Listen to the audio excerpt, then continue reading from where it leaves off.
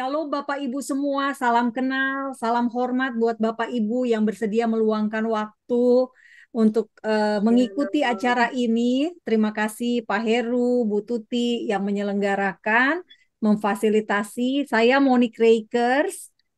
Reikers itu nama marga suami saya. Suami saya orang Tionghoa Belanda dari bapaknya, ibunya orang Ambon. Saya sendiri orang Manado. Bapak ibu saya orang Manado, tapi oma saya itu ada Yahudinya, dia orang Yahudi Belanda, lahirnya di Blitar. Bapaknya dulu apoteker di Surabaya dan kemudian pindah ke Blitar, bikin apotek lagi dan menikah dengan orang Indonesia. Nah, itulah katanya saya waktu itu baru tahu bahwa kata teman saya kalau orang yang berdarah Yahudi darahnya itu manggil katanya. Makanya ada selalu apa ya eh, kehasrat gitu ya tentang Yahudi atau tentang Israel. Saya nggak tahu juga ya kenapa saya seperti pada saat pertama kali ke Israel mungkin seperti Bu Eni ya. Kesan pertamanya tuh pasti berbeda dengan apa yang kita lihat di Indonesia, yang kita baca di berita, kita nonton di TV.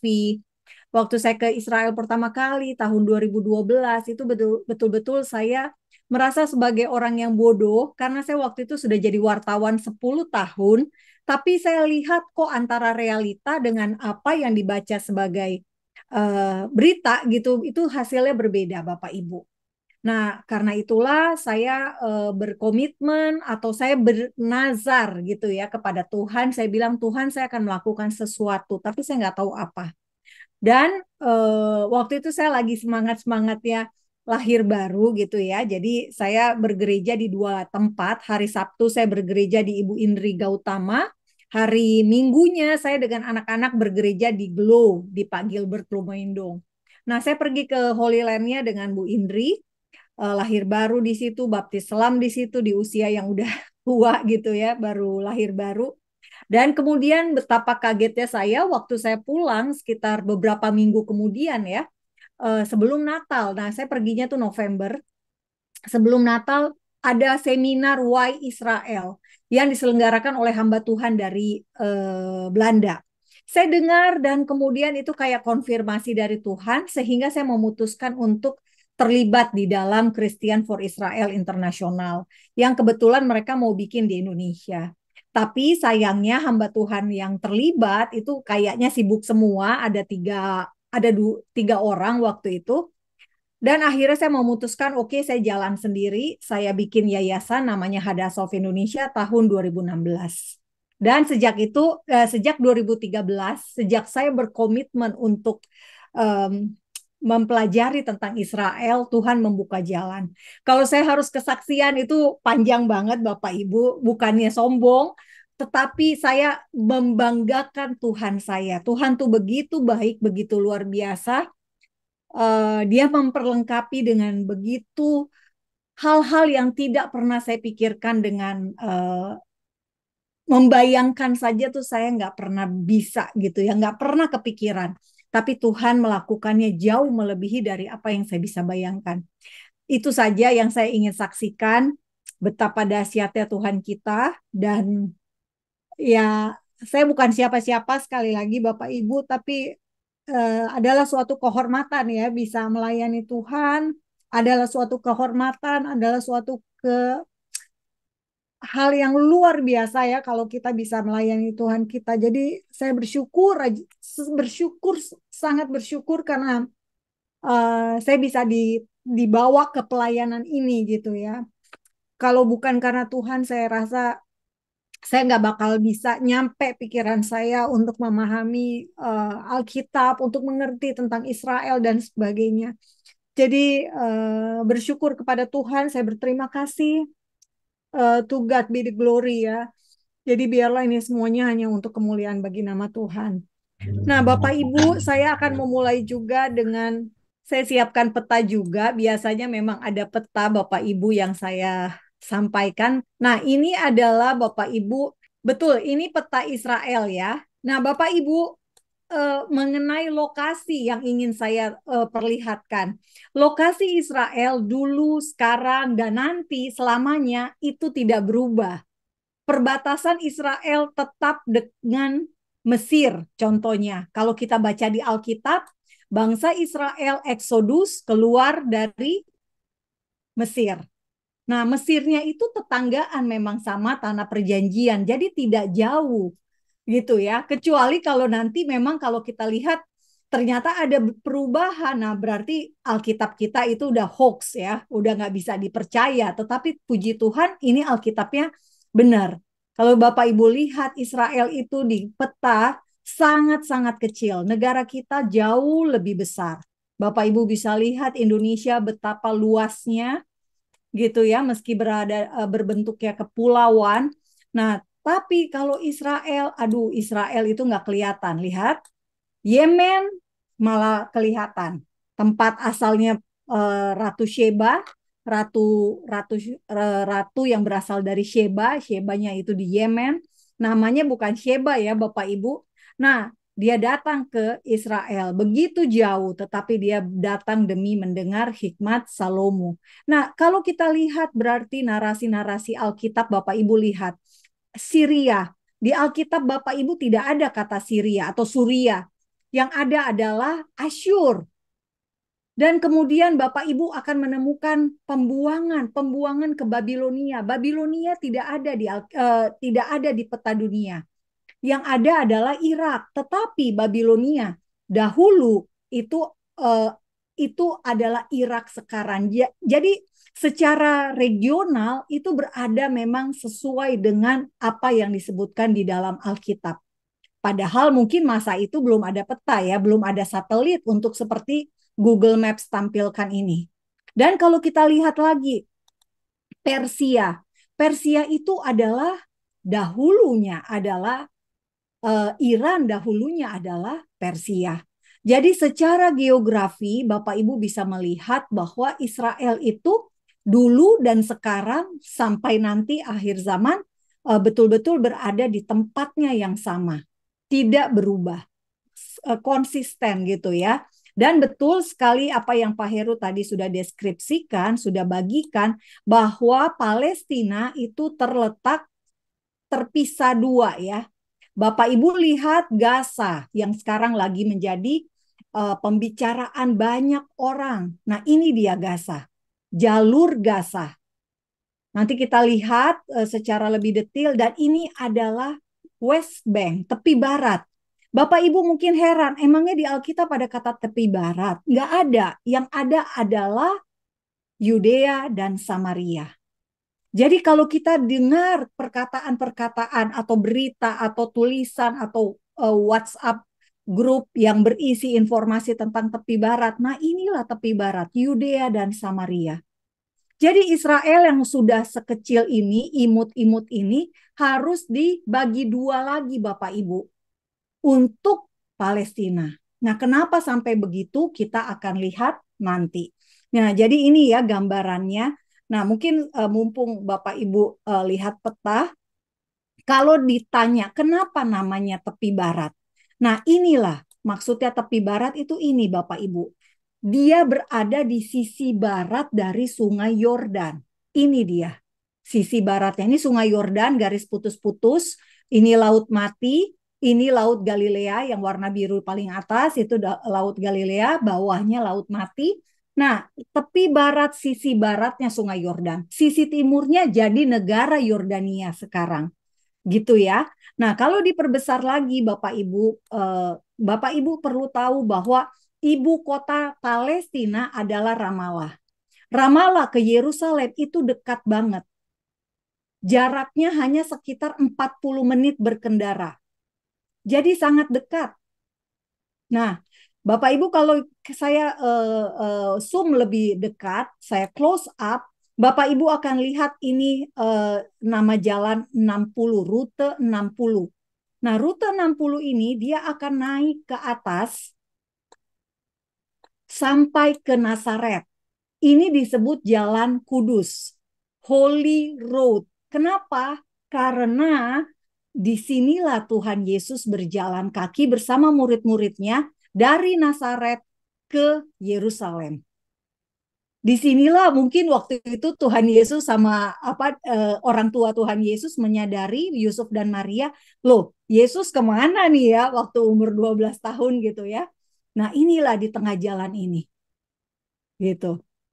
Nah, ini jalan kudus. Tetapi tahukah Bapak Ibu sekarang kondisinya sama sekali jauh dari kekudusan. Kenapa? Karena jalan kudus ini, jalan rute 60 ini, dia akan melalui yang namanya wilayah-wilayah Palestina gitu ya. Ada beberapa wilayah Palestina dan salah satunya misalnya ini kota kota Arab, eh, bukan bermaksud rasis ya, tapi ini saya menyampaikan secara fakta.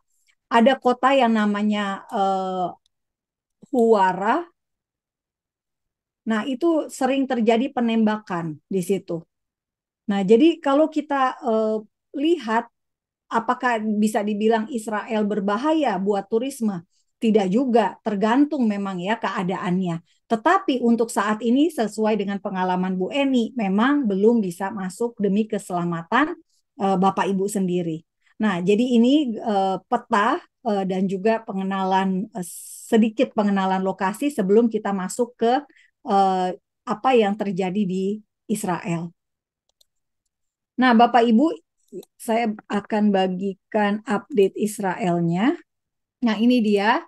Kita akan lihat satu-satu. Nah, Bapak Ibu, tadi Bapak Ibu sudah lihat dari udara peta Israel dan negara Palestina, otoritas Palestina, dan juga wilayah Gaza ya.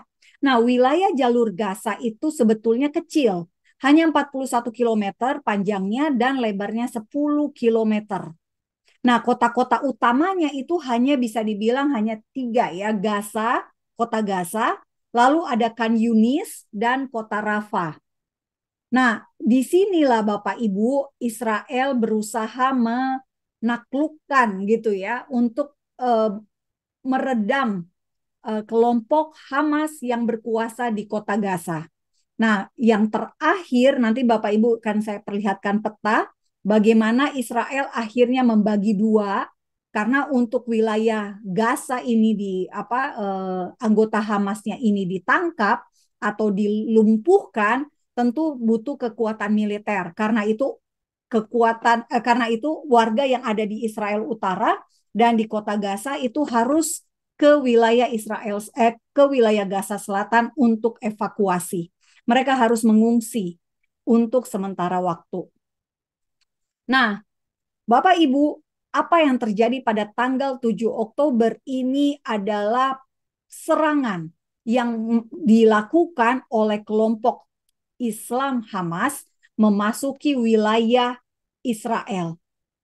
Kalau Bapak Ibu lihat, ini garis putus-putus ini adalah perbatasannya. Nah, teroris masuk itu sampai kemana? Sampai ke sini Bapak Ibu. Jadi cukup jauh ke BRI.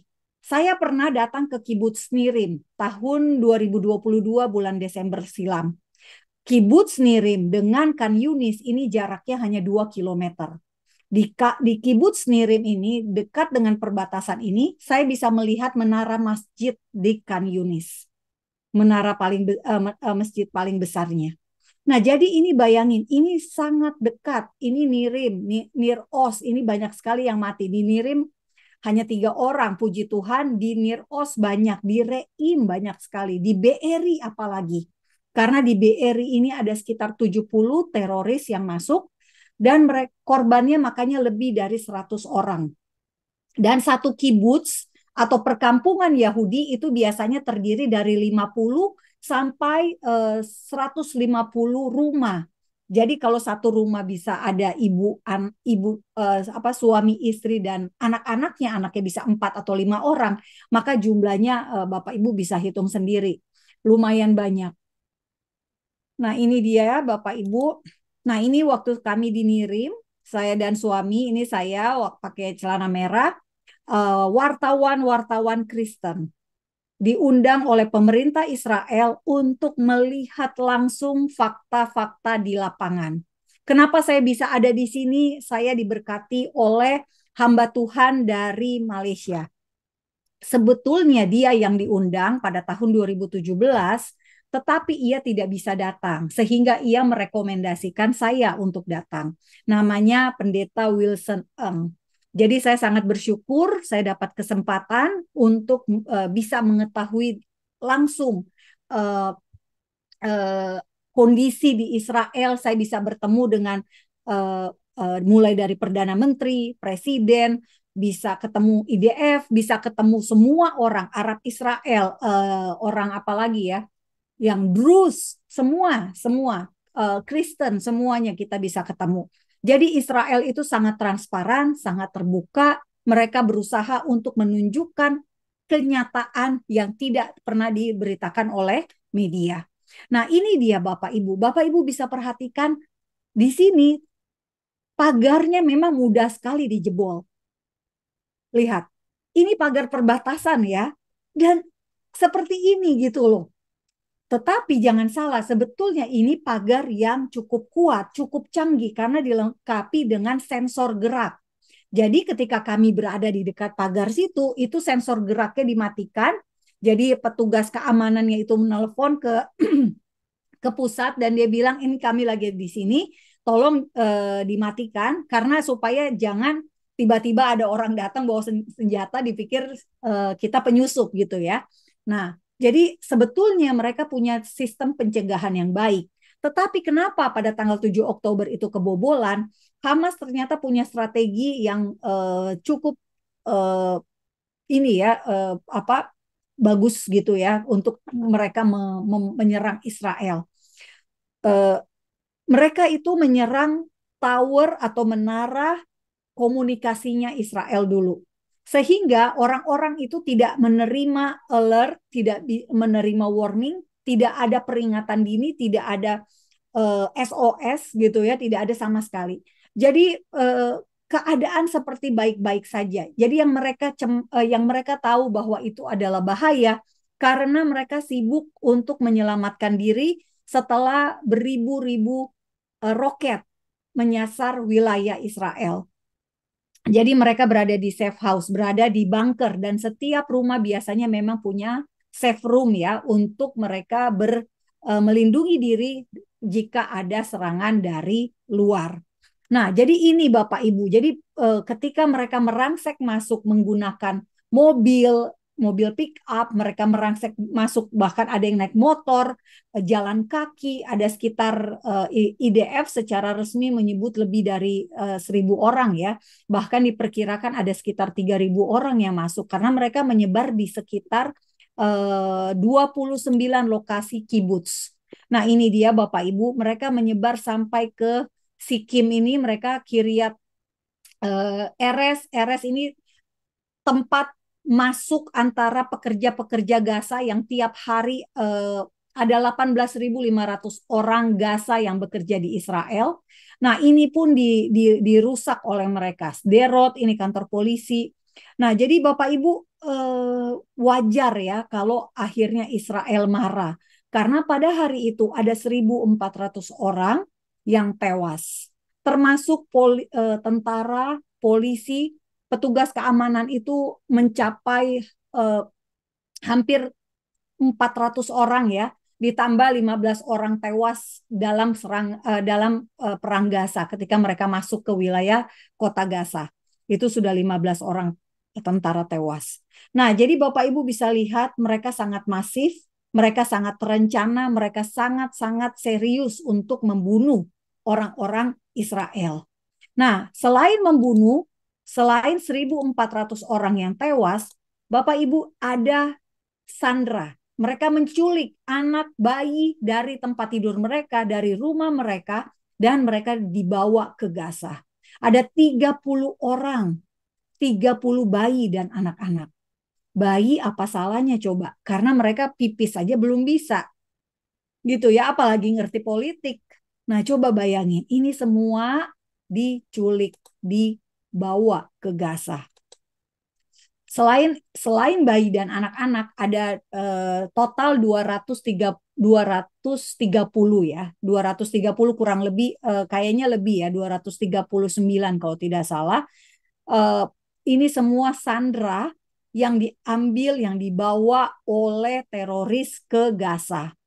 Dan mereka terdiri dari 25 negara kewarganegaraan, bukan hanya warga negara Israel, tetapi 25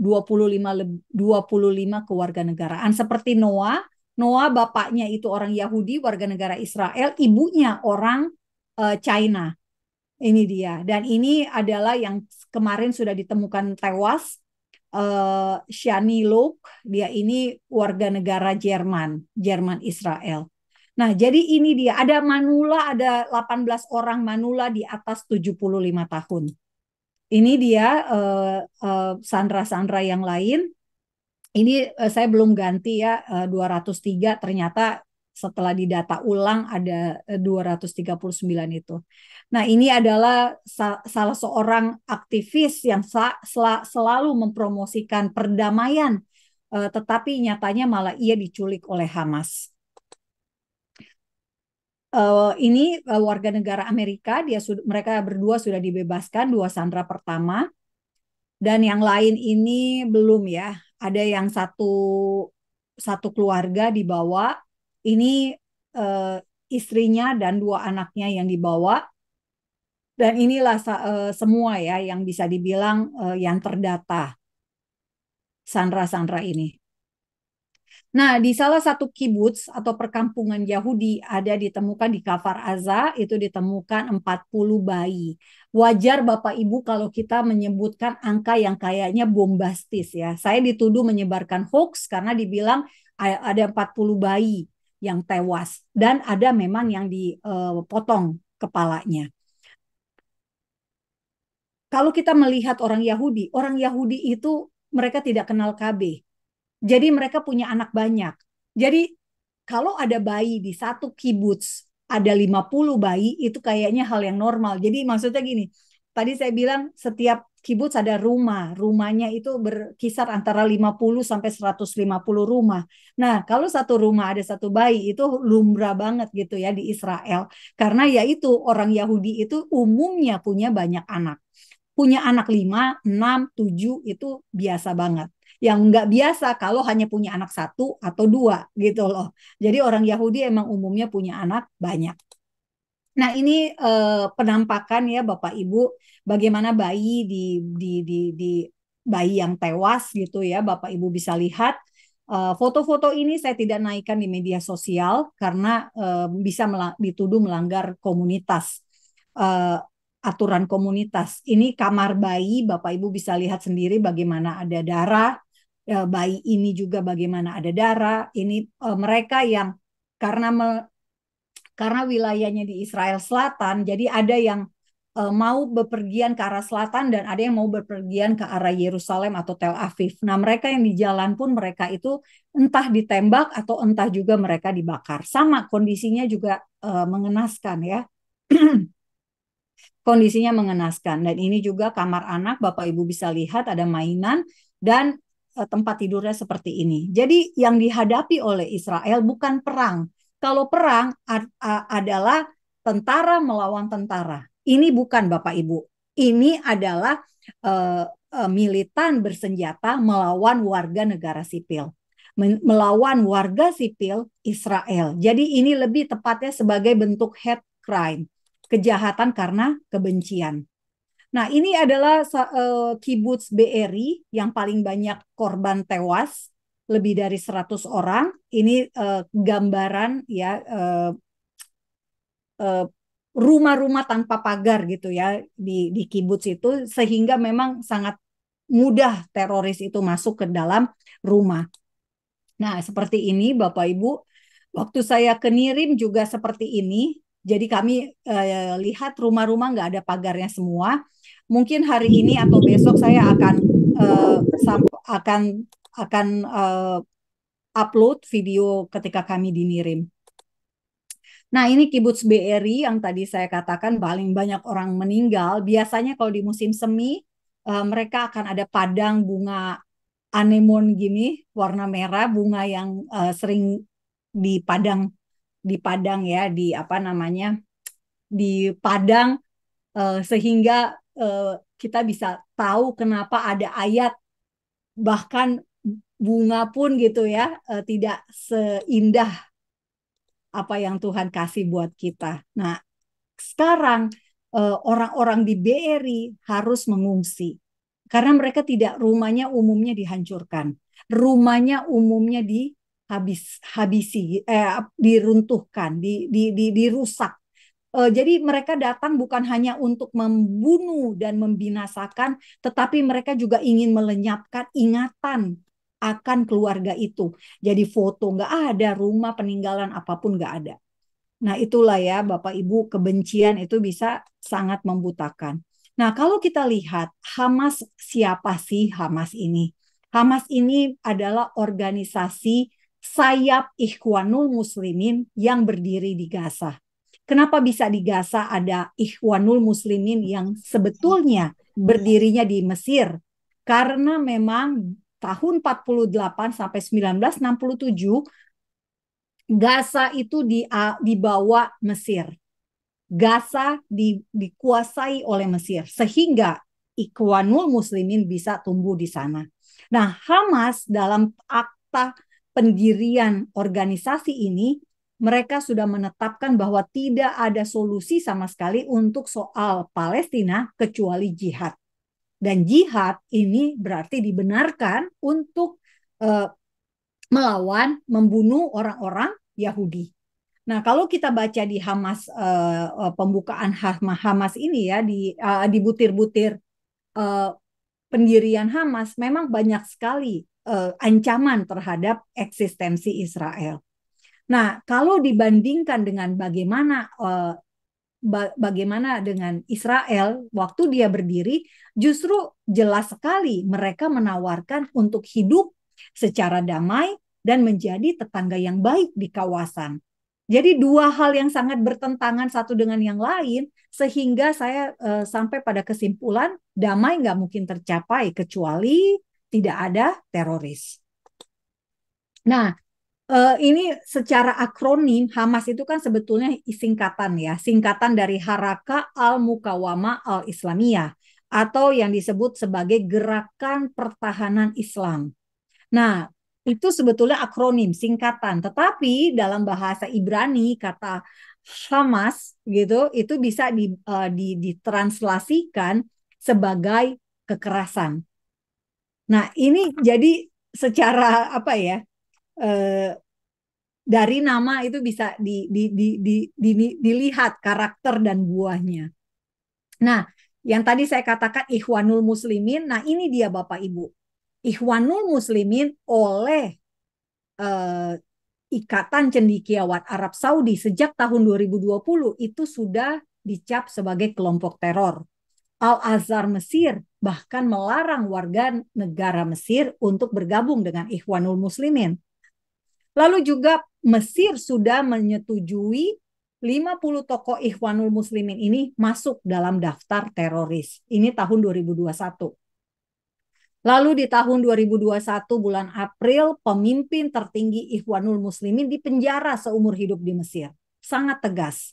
Lalu di Januari 2021, ini yang sama ya, yang tadi, 50 tokoh Ikhwanul Muslimin masuk ke daftar teroris.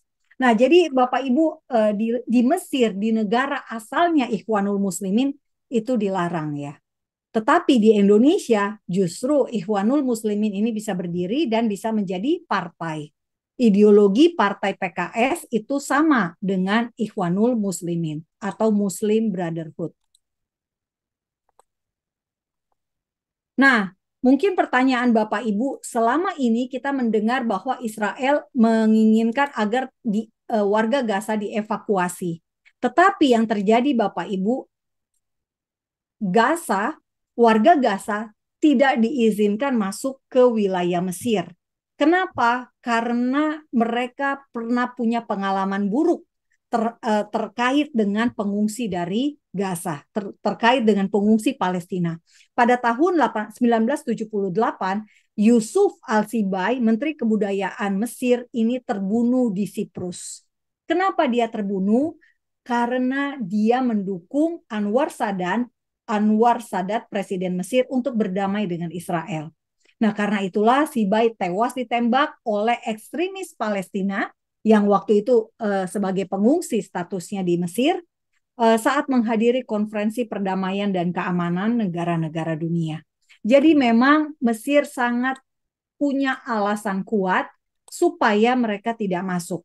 Nah, problemnya adalah kalau tidak dibawa ke Mesir, mereka dibawa kemana gitu ya, pengungsi ini. Makanya akhirnya sama Israel jalur Gaza yang 40 kali 10 kilometer itu akhirnya disekat, dibagi dua. Nah, Bapak Ibu bisa lihat ini biru, ini adalah daerah yang dikontrol oleh IDF. Nah, ini dia Bapak Ibu. Jadi dari mereka ini kan perbatasan dengan Israel ya. Ini Israel semua. Nah, sekarang di daerah perbatasan ini sudah ada tank. Jadi tidak mungkin lagi bisa ada penerobos. Dan di sini dengan wilayah Gaza Utara dengan wilayah Gaza Selatan dipisahkan. IDF mengontrol daerah ini. Nah, sekarang mereka ingin menciduk anggota Hamas. Anggota-anggota Hamas saja yang bisa ditangkap. Kenapa? Karena pemimpin-pemimpinnya berada di luar negeri. Ada yang di Beirut, ada yang di Qatar, ada yang di Istanbul. Jadi mereka tidak tinggal di Gaza selama ini. Nah, sejauh ini Israel sudah membolehkan atau Israel dan Mesir ya membolehkan bantuan kemanusiaan untuk masuk ke Gaza. Nah, ini dia Bapak Ibu bisa lihat dari tanggal 21 pertama 20 truk, lalu 14 dan sampai kemarin tanggal 3 ada 36 truk. Bantuannya isinya apa aja? Ada air, ada bahan makanan, ada obat-obatan, ada bahan sandang ya buat pengungsi dan sebagainya. Karena memang selama ini yang menyediakan kebutuhan orang-orang di Gaza itu selama ini adalah Israel. Kenapa bisa? Karena Hamas fokusnya adalah membangun terowongan teror dan memperlengkapi persenjataan militernya, bukan untuk kesejahteraan warga Gaza sendiri atau orang Palestina. Nah, jadi ini dia Bapak Ibu. Nah, ini mungkin ada sedikit video ya Bapak Ibu bisa lihat bagaimana cara Israel menginfokan evakuasi warga Gaza. Mereka membagikan dari udara. Jadi selebaran berbahasa Arab dibagikan dari pesawat udara, dari helikopter gitu ya. Nah, ini jadi semua orang Gaza akan menerima dan mereka akan tahu bahwa Israel akan menyerang dalam waktu biasanya satu hari sebelumnya atau 2 hari sebelumnya. Nah, selain itu juga ada mereka biasanya melakukan telepon. Biasanya mereka akan melakukan telepon. Nah, jadi Israel sudah berusaha sedemikian rupa untuk meminimalisir warga sipil yang menjadi korban. Nah, itu dia Bapak Ibu. Sejauh ini ada pertanyaan dulu, mungkin sebelum saya lanjut ke hal yang lain. Atau gimana Pak Heru? Ya, ini di chatting ada beberapa pertanyaan, Bu. Bentar. Oh, ada pertanyaan. Apakah Ikhwanul Muslimin itu sama dengan Taliban, Jamaah Islamiyah, dan Osama bin Laden? Mungkin secara ideologi sama ya. Samanya dalam arti mereka ingin dominasi Islam. Nah, tetapi kalau yang Hamas, mereka betul-betul menargetkan secara spesifik adalah tentang Israel. Jadi Israel lah musuh utama mereka. Sementara kalau Taliban tidak mencantumkan gitu ya. Atau JI tidak, JI dan Taliban menyasarnya kafir secara keseluruhan. Kafir itu siapa? Ya jelas Kristen dan non-Islam lah. Non-Islam. Jadi ini ya Bu Yeni. Um, Ada pertanyaan kalau kita masuk ke Mesir, melalui Mesir ke Israel, daerah Eliat Eilat ya mungkin Bapak Ibu. Eilat itu adalah kota tepi pantai di Laut Merah dari Israel. Dia berbatasan langsung dengan Mesir. Nah, jadi kalau Bapak Ibu keluar dari Eilat, nah keluar dari Mesir menuju masuk Israel dari Mesir, maka Bapak Ibu dari kota kota perbatasannya itu adalah Tabah dan kemudian masuk ke Mesir yakni Eilat. Eilat juga ada loh di Alkitabnya Bapak Ibu. Disebutnya bukan Eilat tapi sebentar saya kasih lihat sekalian Bapak Ibu supaya tambah senang dengan Alkitab, tambah cinta dengan Alkitab. Jadi kita lihat ayatnya. Eilat itu Bapak Ibu bisa lihat di Ulangan 2 ayat 8. Kemudian kita berjalan terus meninggalkan daerah saudara-saudara kita Bani Esau yang diam di Seir, pegunungan Seir, meninggalkan jalan dari Araba Yordan yakni dari Elat dan Esion Geber. Sesudah itu kita belok dan berjalan terus ke padang gurun Moab. Ditulisnya bukan Eilat tapi Elat. Nah, ini adalah riwayat perjalanan di padang gurun. Lalu kemudian juga mungkin bisa lihat di 2 Raja-Raja 14 ayat 22. Nah, di sini adalah kisah tentang, saya kasih ayatnya 2 aja ya Bapak Ibu, biar Bapak Ibu tahu ya. Raja Yehuda, Raja Yehuda yang bernama Amasya. Nah, di sini dia 2 Raja-Raja 14 ayat 22. Ia memperkuat Elat dan mengembalikannya kepada Yehuda sesudah raja mendapat perhentian bersama-sama dengan nenek moyangnya. Nah, jadi ini dia Bapak Ibu Elat. Jadi ini kota tepi pantai Laut Merah, berbatasan dengan Laut Merah. Nah, mari kita lanjut Bapak Ibu ke Iya, perjalanan berikutnya. Bu Moni, Uh, sebentar. ya, ya silakan. Mungkin mungkin diberitahukan kepada para peserta kalau ada tanya jawab, ya nggak semuanya bisa dijawab di dalam forum ini, ya. Oke, baik. Terutama yang berkenaan dengan hal-hal yang ada di Indonesia. Jadi nanti narasumber bisa membatasi mana yang boleh dan yang tidak boleh dijawab, ya.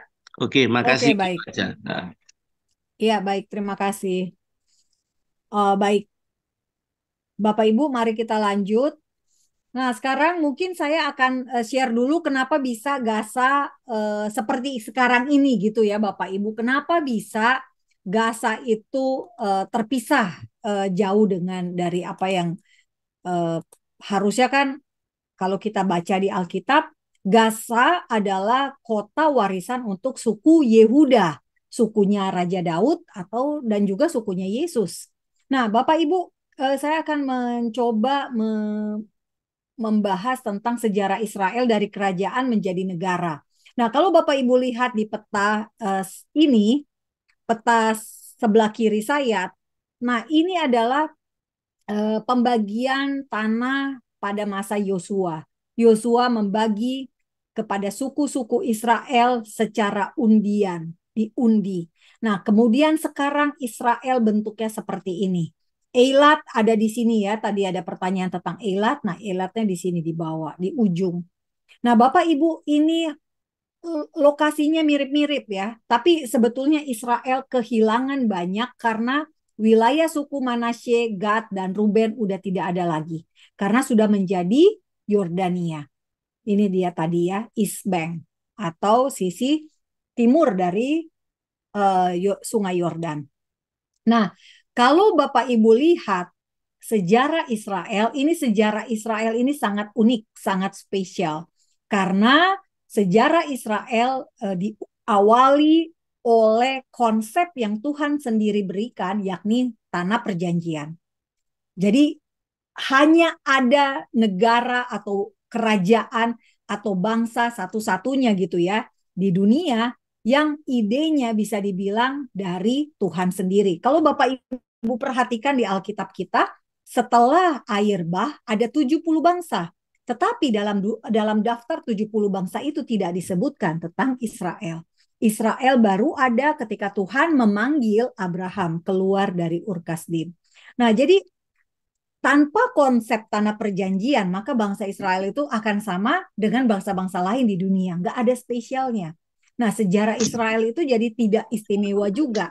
Tetapi dengan mengetahui sejarah bangsa Israel, saya berharap kita semua makin mengenal Tuhan Israel dan Mesias Israel, yakni Tuhan Yesus.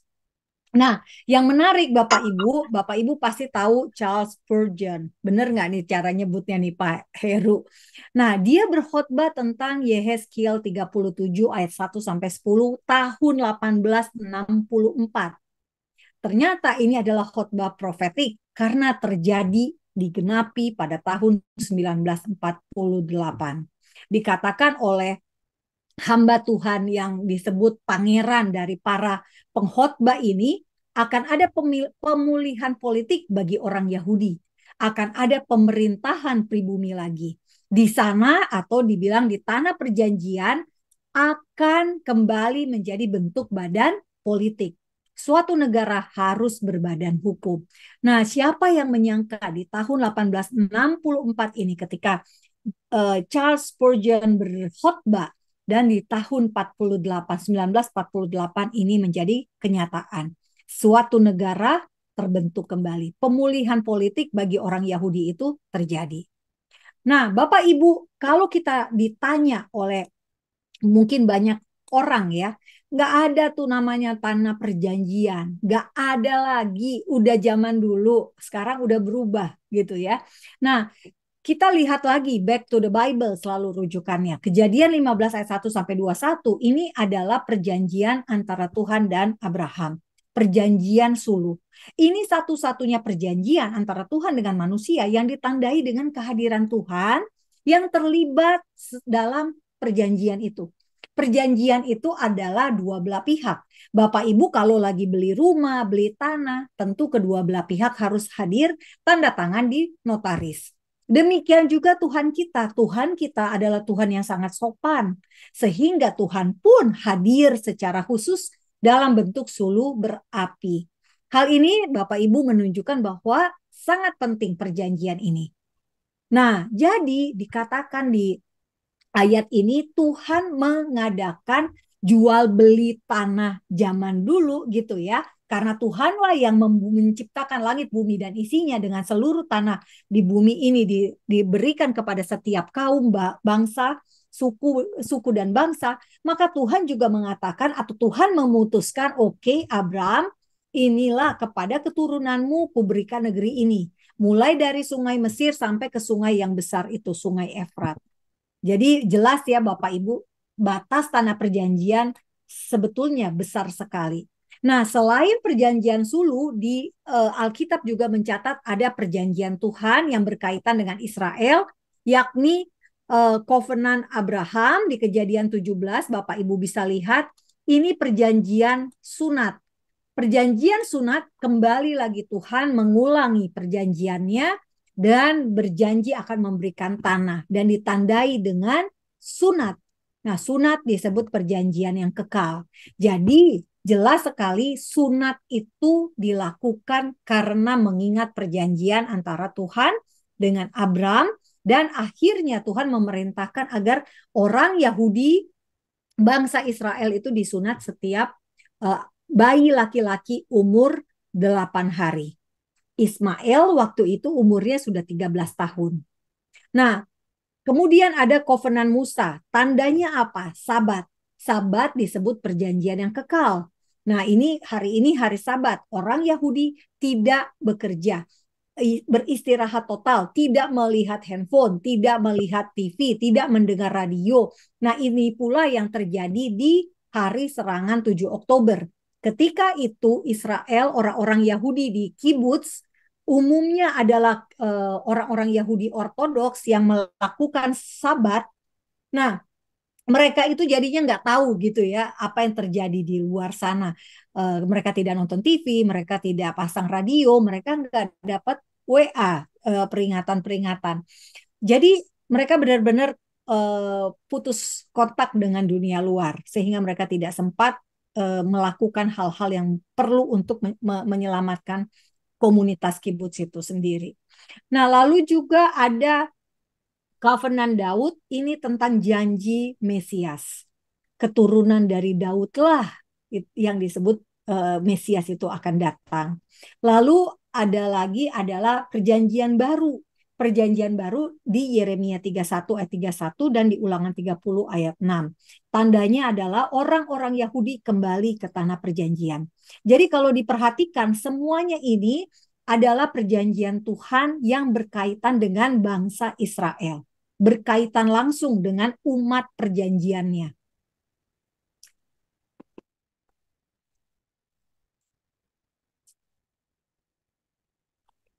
Nah, Bapak Ibu, kalau tadi kita sudah lihat janji Tuhan untuk Abram, batas tanah perjanjiannya seharusnya sampai Sungai Efrat kan katanya.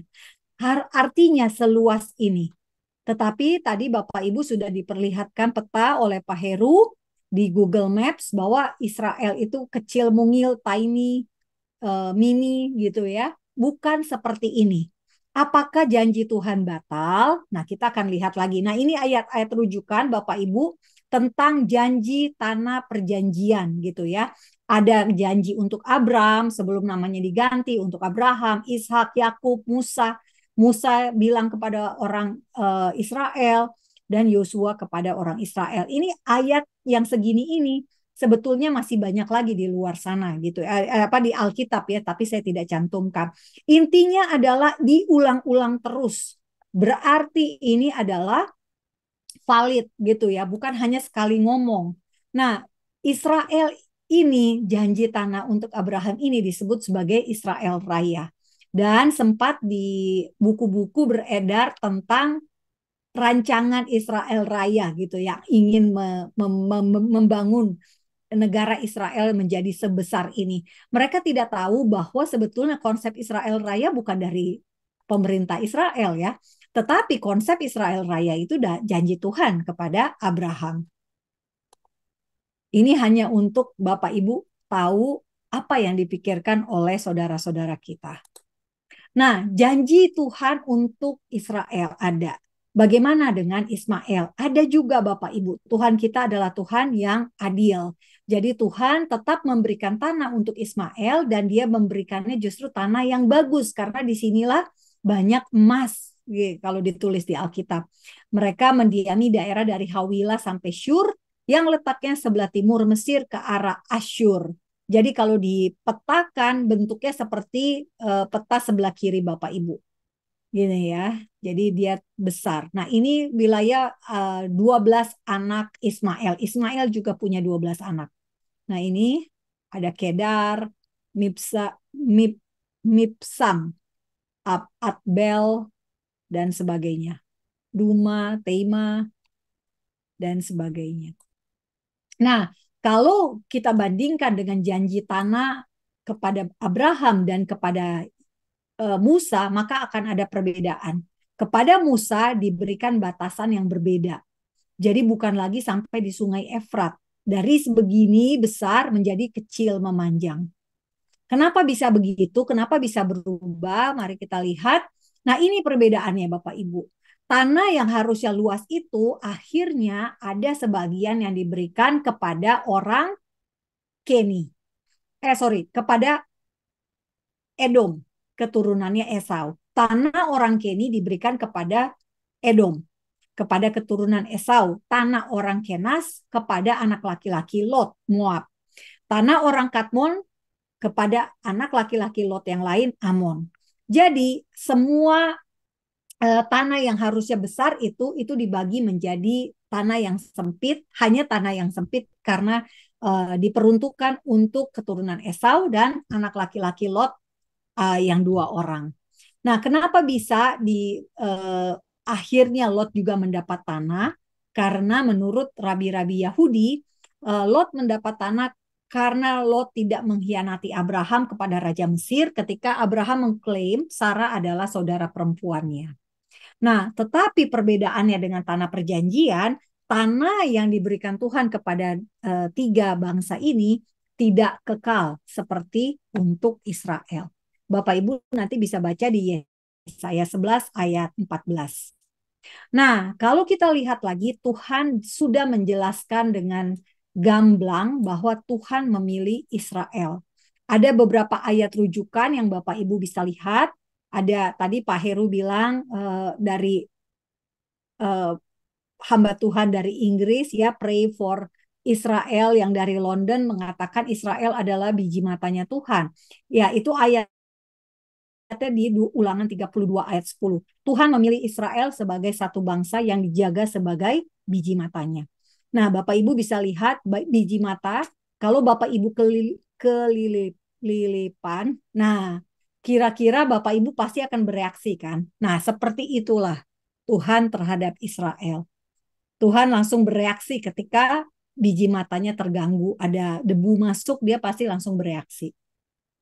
Nah, dikatakan juga di Roma 11 ayat 28, tetapi mengenai pilihan, mereka adalah kekasih Allah oleh karena nenek moyang. Nah, jadi Israel bukan mau mereka dipilih, tetapi Tuhan memilih mereka untuk sebuah rencana yang luar biasa, yakni untuk melahirkan atau mendatangkan Yesus. Karena Yesus harus jelas secara silsilah, Yesus harus jelas bapak ibunya siapa, kaumnya dari mana, sukunya dari mana, bangsanya dari mana. Nah, jadi bangsa Israel ada bukan karena kuat dan gagah mereka, bukan karena mereka dipilih Tuhan untuk jago-jagoan, sosokan, tetapi karena memang untuk mendatangkan juru selamat. Juru selamat harus jelas silsilahnya, harus jelas asal usulnya, karena kalau tidak, maaf Bapak Ibu, oke. Karena kalau tidak, kita mungkin akan meragukan juru selamat tersebut ya, karena setiap orang bisa mengaku-ngaku sebagai juru selamat. Nah, ini dia. Nah, sekarang realisasinya. Setelah dibagikan, Bapak Ibu bisa lihat ini tanahnya gitu ya, yang tadi kita sudah lihat bentuknya memanjang, bukan lagi melebar sampai Sungai Efrat. Sungai Efrat itu berbatasan dengan Irak. Nah, di sini Bapak Ibu, janji ini digenapi pada tahun 1406 sebelum Masehi. Jadi bisa dibilang Tuhan menepati janjinya meskipun lama, gitu. Tapi Tuhan akan menepati janjinya. Nah, ini adalah tanah warisan untuk bangsa Israel. Ini disebut tanah pusaka, tanah warisan, tanah yang diberikan Tuhan kepada bangsa Israel, dan Yosua bin Nun membagi-bagikan kepada para suku Israel itu sendiri di depan pintu kemah pertemuan. Nah, Bapak Ibu, kota warisan Alkitabiah yang masih ada hingga hari ini adalah Golan. Golan ini kalau Bapak Ibu baca, orang-orang selalu mengatakan Israel menduduki Golan. Padahal Golan ini kota warisan untuk suku Manasye. Jenin ini yang menjadi tempat uh, uh, teroris sarang singa. Jenin ini wilayah Palestina, Bapak Ibu. Dia adalah kota warisan suku Isakar. Megiddo, tempat nanti perang akhir zaman Armageddon, itu adalah kota warisan suku Manasye. Ini milik Israel. Jadi di antara sini yang bukan milik Israel adalah Jenin, Gaza, dan Shikem. Shikem sudah diubah namanya menjadi Nablus.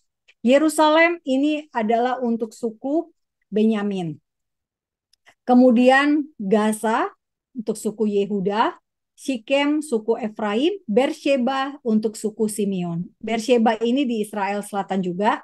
Puji Tuhan, kemarin teroris tidak merangsek masuk ke Bersheba. Nah, tanah perjanjian, rujukan-rujukannya, kalau Bapak Ibu mau lihat, ini dia disebut sebagai tanah pusaka, milik pusaka, atau milik pusaka kepada Israel, tanah perjanjian diwariskan kepada Israel. Jadi banyak sekali ayat rujukan.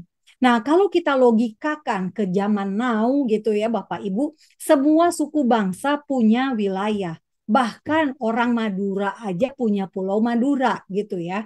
Nah, jadi bisa Bapak Ibu bayangkan, tadi kan kita sudah lihat peta ya. Kalau Bapak Ibu lihat itu China besar sekali, lalu Rusia juga luas sekali. Semua di situ orang Cina pasti tinggalnya di China gitu ya. Orang India tinggalnya di India. Demikian juga kita gitu ya. Nah, bagaimana dengan orang Israel? Apakah orang Israel harus berkeliaran di seluruh bangsa-bangsa, nggak punya tanah? Kan nggak mungkin ya. Nah, itu dia. Jadi argumentasi kita jelas. Argumentasi kita ya Israel pasti punya tanah. Nah, pertanyaannya tanahnya di mana? Nah, yang ditentukan Tuhan yang dikasih adalah di kiri kanannya. Tadi kita udah lihat perbatasannya ada dengan Mesir, samping kanannya ada akhirnya Yordania, atasnya Lebanon, di bawahnya adalah kita bisa lihat tadi Arab ya, masuk ke Arab gitu bisa dibilang. Nah, tanah perjanjian selain dia milik pusaka, tanah warisan, dia juga tanah yang diberikan dengan sumpah. Kalau kita baca di Ibrani 6 ayat 13, ketika Allah memberikan janjinya kepada Abraham, ia bersumpah demi dirinya sendiri, karena tidak ada orang yang lebih tinggi daripadanya. Nah, jadi konsisten. Alkitab kita sangat konsisten. Bahkan dari Nabi Musa sampai ke Yehezkiel itu konsisten. Tanah dibagi rata, tanah yang dijanjikan dengan sumpah. Nah, tanah perjanjian banyak orang juga salah sangka pikirnya itu tanah milik Israel. Enggak, tanah perjanjian itu milik Tuhan. Di 2 Tawarik 7 ayat 19 sampai 20 dikatakan, tetapi jika kamu ini berbalik dan meninggalkan segala ketetapan dan perintahku yang telah kuberikan kepadamu dan pergi beribadah kepada Allah lain dan sujud menyembah kepadanya, maka aku akan mencabut kamu dari tanahku yang telah kuberikan kepadamu. Nah, di Yoel 3 ayat 2 ada satu ayat yang berdampak pada kita sebagai bangsa. Dikatakan di sini, aku atau Tuhan akan mengumpulkan segala bangsa dan akan membawa mereka turun ke lembah Yosafat. Aku akan berperkara dengan mereka di sana mengenai umatku dan milikku sendiri, Israel. Oleh karena mereka mencerai-beraikannya ke antara bangsa-bangsa dan membagi-bagi tanahku. Jadi jelas, Tuhan sudah berkata ini tanahku dan Tuhan akan menghakimi bangsa-bangsa yang membagi-bagi tanah Israel. Nah, jelas sekali juga Bapak Ibu, Tuhan adalah Tuhan yang cemburu, Tuhan yang konsisten. Sehingga bangsa Israel kan dikatakan di sini, kalau mereka tidak setia, mereka akan dicabut dari tanah. Dan itu pernah terjadi karena Israel dibuang ke Babilonia. Nah, karena apa? Karena Tuhan tidak mau kalau Israel menyembah menyembah Allah ala asing, ala bangsa-bangsa.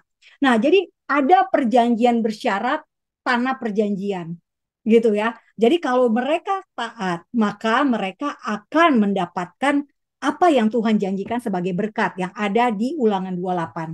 Tetapi jika mereka tidak taat, maka mereka akan dibuang dari tanahnya. Nah, inilah konsep yang saat ini saya temukan banyak sekali orang Kristen yang mengatakan bahwa Israel itu sudah tanah perjanjian itu sudah tidak berlaku karena kesalahannya Israel. Dosa Israel. Salah satu dosanya adalah Israel membunuh Yesus gitu. Nah, ini tidak ada rujukannya masalahnya di Alkitab kita. Tuhan nggak ngomong kayak gitu ya hukumannya. Dan juga ini yang dipercaya oleh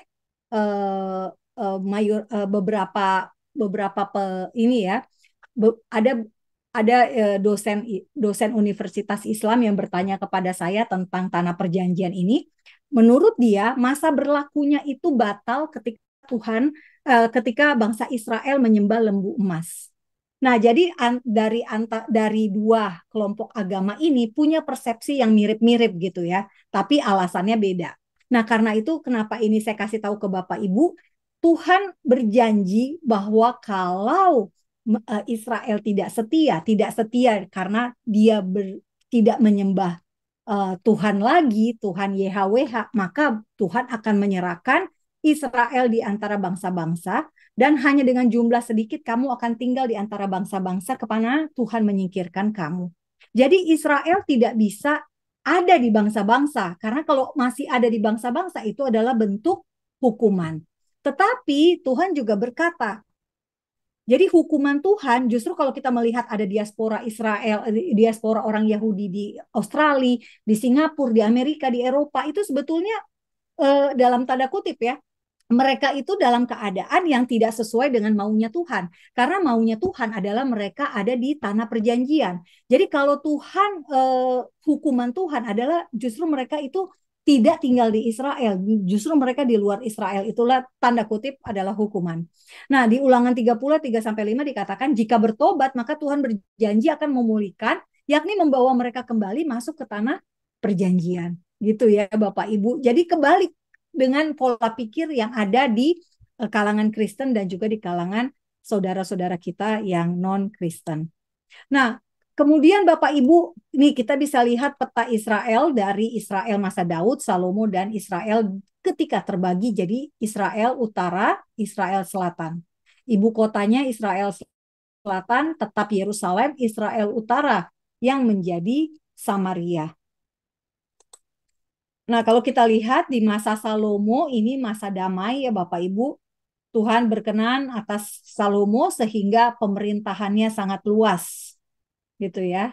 Ini dia. Dan Salomo, di masa Salomo dia juga bisa berhasil sebetulnya menguasai Gaza. Nah, wilayah Israel masa Raja Salomo, ini dia 1 Raja-Raja 4 ayat 24. Israel berhasil menguasai Gaza dan juga memerintah atas semua raja mulai dari Sungai Efrat sampai ke negeri orang Filistin. Jadi sangat luas kekuasaan wilayah di masa Salomo. Nah, ini Bapak Ibu pasti sudah lebih tahu tentang raja-raja Israel dan raja-raja Yehuda. Nah, ini penguasa tanah Israel. Saya ngambilnya bukan dari Babilonia karena ini setelah kepulangan kembali ke Yerusalem atas inisiatif Kores. Kores ini raja Persia dan Persia sekarang adalah Iran. Jadi kalau bisa dibilang Sionis pertama justru adalah Kores. Sionisme adalah gerakan politik kembali ke Sion, kembali ke Yerusalem. Sion adalah nama lain dari Yerusalem dan Kores adalah inisiator pertama. Orang-orang Yahudi dipulangkan yang tadinya dibuang oleh Nebukadnezar, Babilonia dibawa dari Yerusalem ke Babel. Lalu kemudian ketika Babel dikalahkan oleh Persia, Kores menjadi raja. Kores memutuskan untuk memulangkan kembali orang-orang Yahudi ini kembali ke Yerusalem. Nah, dia ini sebetulnya Sionis pertama. Nah, makam Kores ada di Iran saat ini. Bahkan di tanggal, kalau tidak salah ingat, 2 atau 12 Oktober adalah Hari Raya Kores yang agung. Jadi diperingati sebagai hari perayaan gitu ya. Orang-orang Iran akan ke makam Kores dan mengenang kejayaan Kores dan kerajaan Persia di masa lalu. Tetapi setelah rezim Iran berkuasa, mereka semakin hari semakin mengurangi sejarah Kores. Karena mereka tidak ingin Kores diingat sebagai orang Sionis, seorang Sionis. Bisa dibilang seperti itu. Kemudian ada Alexander Agung, Hasmonaim. Hasmonaim ini adalah orang-orang Yahudi ya, kelompok yang bisa dibilang kelompok orang-orang Yahudi, para keturunan rabi yang berkuasa. Nah, kemudian juga ada kok rabi ya, imam besar yang berkuasa. Lalu kemudian ada Romawi awal di masa Tuhan Yesus, lalu Romawi akhir, kemudian Romawi menjadi Kristen, lalu kemudian lahirlah Islam dan Islam menjadi penguasa juga di tanah Israel. Kemudian ada perang salib, lalu ada kekhalifahan Ayubid, lalu ada Mamluk, Ottoman menguasai Israel selama 400 tahun Bapak Ibu, lalu kemudian baru mandat Inggris. Nah, kalau ditanya apakah orang Palestina sekarang itu adalah orang Filistin seperti zaman dulu, tentu saja berbeda. Orang Palestina sekarang adalah orang Arab. berbahasa Arab, mayoritas beragama Islam. Mereka datang sejak ada Islam. Jadi mereka bisa berkembang entah di periode ini Mamluk atau Ottoman. Jadi mereka ada bukan sebagai penduduk asli, tetapi sebagai pendatang yang beranak pinak hingga beratus-ratus tahun. Nah, kemudian Bapak Ibu kita lihat di sini adalah perlawanan orang Yahudi. Di tengah begitu banyak penjajah asing, Bapak Ibu bisa lihat penjajahan asingnya. Nah, orang Yahudi tetap ada Bapak Ibu. Orang Yahudi melawan di masa Yunani.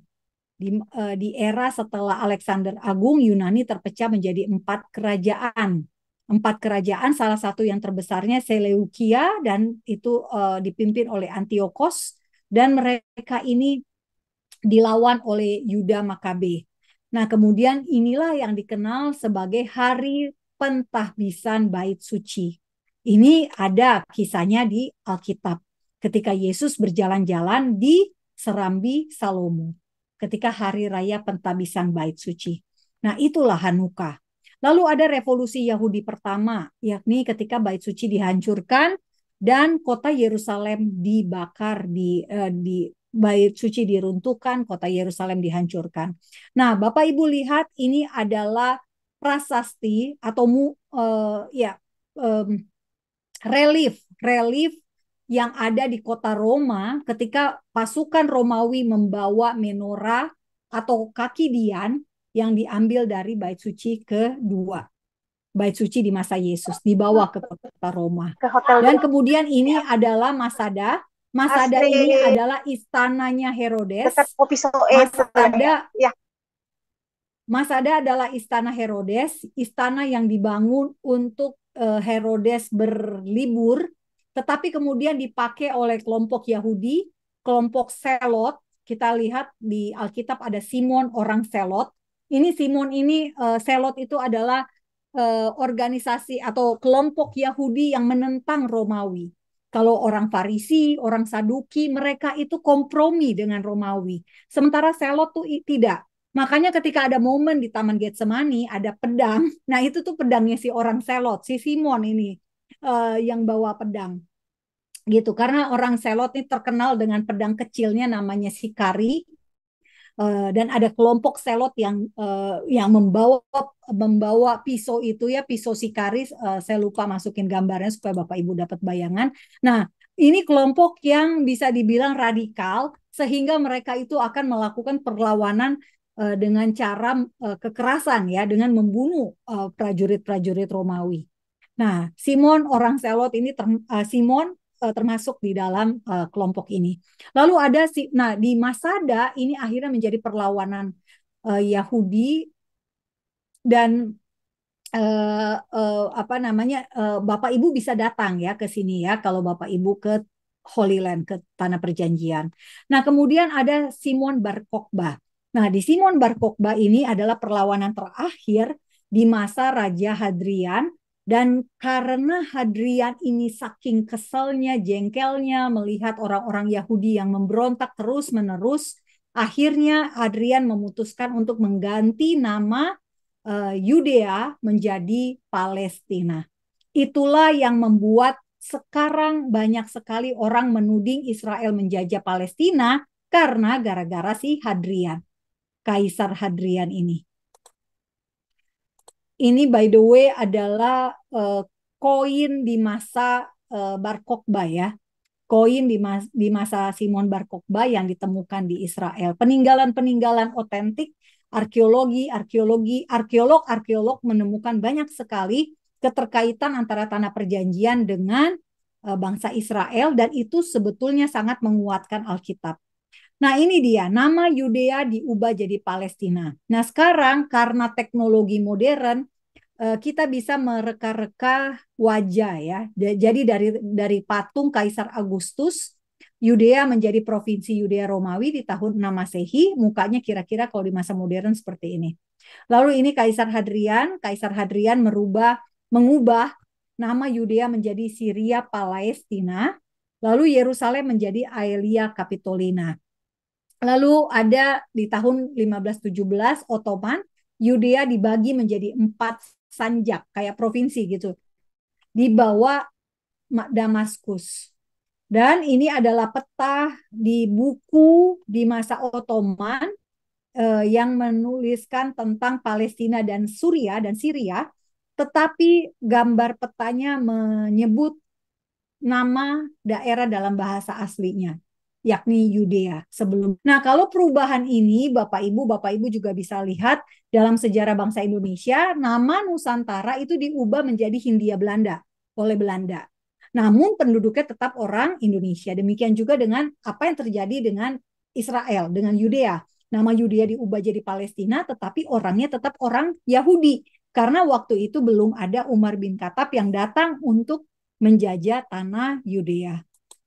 Kan ini tahun 135 Masehi ya Bapak Ibu. Nah, selama 500 tahun itu namanya Palestina dan baru berubah setelah di masa modern gitu ya pengertiannya. Nah, ini tembok ratapan di masa Ottoman dan mandat Inggris, orang Yahudi ada di sana. Bahkan kita bisa lihat eh, apa namanya waktu itu gitu ya, belum terjadi penyekatan antara pria dan wanita. Jadi masih bisa bercampur untuk sembayang di tembok ratapan. Nah, kemudian di masa modern, Bapak Ibu, ini adalah ketika Inggris berhasil menang pada Perang Dunia Pertama, mereka mendapatkan tanah bekas Turki, bekas Ottoman gitu ya. Nah, akhirnya Inggris mengeluarkan deklarasi Balfour. Ini merupakan surat dari Menteri Luar Negeri Inggris, Arthur Balfour, dia adalah orang Kristen, untuk Lionel Walter Rothschild. Ini orang Yahudi. Dia adalah orang ini adalah Presiden Kehormatan Federasi Zionis Inggris dan Irlandia. Dan si Balfour menjanjikan Palestina, tanah Palestina itu atau Yudea sebagai rumah nasional orang Yahudi. Ada surat yang ditulis pada 2 November 1917. Nah, ini Rothschild, ini dia adalah bapak pendiri perbankan modern, bisa dibilang begitu ya, keluarga Rothschild. Nah, mereka membentuk, mereka sangat kaya dan mereka ini terlibat dalam kegerakan-kegerakan untuk kembali ke Sion. Nah, Bapak Ibu, kalau ini adalah intermezzo saja, jadi kereta kudanya si Rothschild bukannya kuda ya, tapi zebra. Unik. Nah, deklarasi Balfour ini sebetulnya yang harus diterapkan oleh mandat Inggris.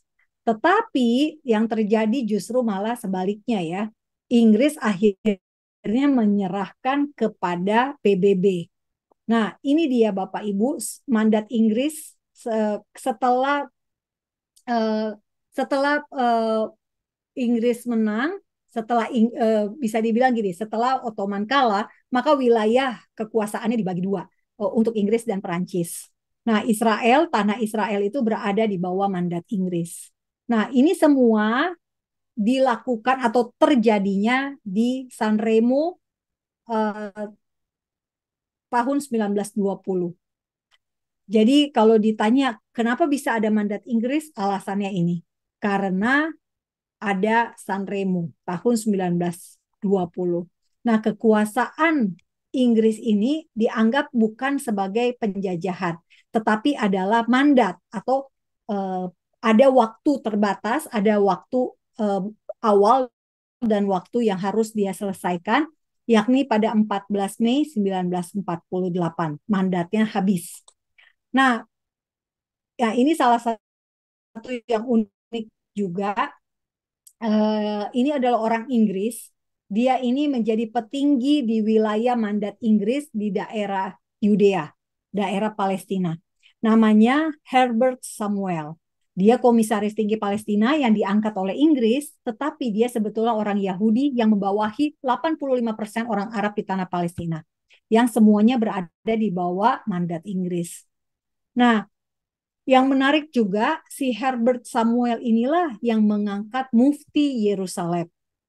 Ya, Mufti Yerusalem yang akhirnya kedapatan dia lebih pro kepada Nazi daripada kepada Herbert Samuel gitu ya dan orang-orangnya. orang-orang Yahudi karena dia mendukung Holocaust si Mufti Yerusalemnya, Hussein, namanya saya jadi lupa ya. Nah, itulah Mufti Yerusalem. Nah, tahun 1922, Bapak Ibu, ini petanya. Bapak Ibu bisa lihat yang kiri adalah tahun 1920, yang kanan yang warna ada kuningnya itu 1922. Jadi seharusnya mandat Inggris untuk orang Yahudi, tanah yang harusnya menjadi rumah orang Yahudi, negara Israel sebesar ini.